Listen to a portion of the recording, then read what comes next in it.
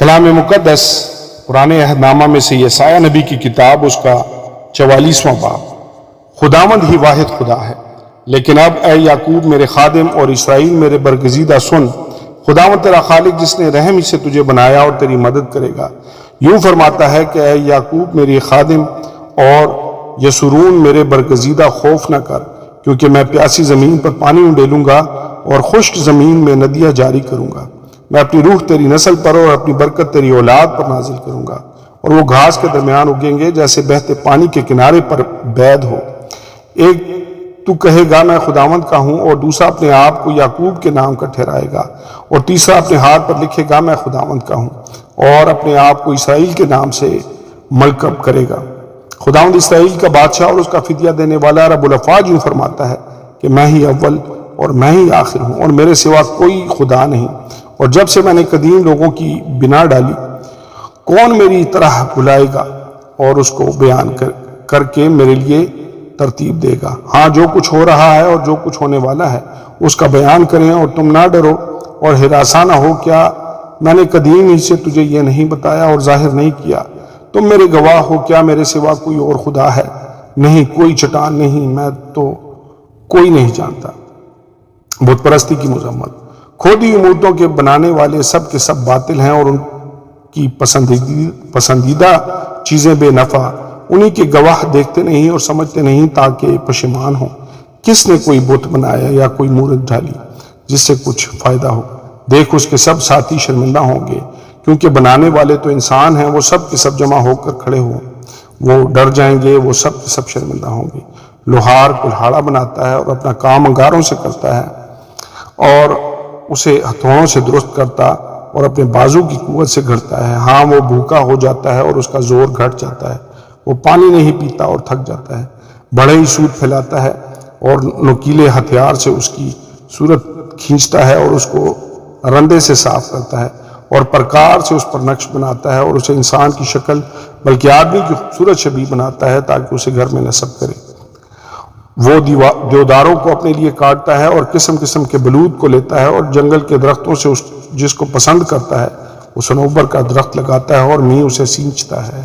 تب وہ آدمی کے لیے ایندھن ہوتا ہے، اور وہ اس میں سے کچھ سلگا کر تاپتا ہے۔ وہ اس کو جلا کر روٹی پکاتا ہے، بلکہ اسے بت بنا کر اس کو سجدہ کرتا ہے۔ وہ کھودی امورت بناتا ہے اور اس کے آگے منہ کے بل گرتا ہے۔ اس کا ایک ٹکڑا لے کر آگ میں جلاتا ہے، اور اسی کے ایک ٹکڑے پر گوشت کباب کر کے کھاتا اور سیر ہوتا ہے، بلکہ پھر وہ تاپتا اور کہتا ہے آہا میں گرم ہو گیا، میں نے آگ دیکھی۔ پھر اس کی باقی لکڑی سے دیوتا یعنی کھودی امورت بناتا ہے، اور اس کے آگے منہ کے بل گر جاتا ہے، اسے سجدہ کرتا ہے اور اس سے التجا کر کے کہتا ہے مجھے نجات دے کیونکہ تو میرا خدا ہے۔ وہ نہیں جانتے اور نہیں سمجھتے، کیونکہ ان کی آنکھیں بند ہیں، پس وہ دیکھتے نہیں، اور ان کے دل سخت ہیں، پس وہ سمجھتے نہیں۔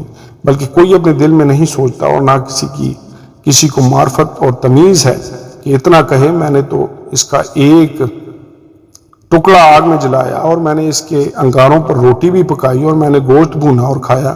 اب کیا میں اس کے بقیہ سے ایک مکروہ چیز بناؤں؟ کیا میں درخت کے کندے کو سجدہ کروں؟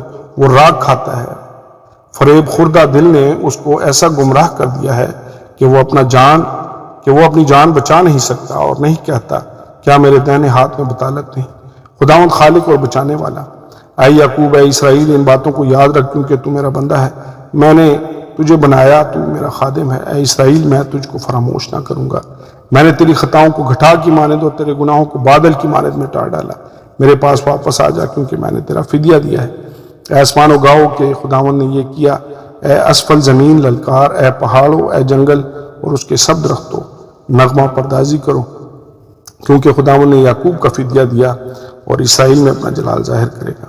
خداوند تیرا فدیہ دینے والا جس نے رحم ہی سے تجھے بنایا یوں فرماتا ہے کہ میں خداوند سب کا خالق ہوں۔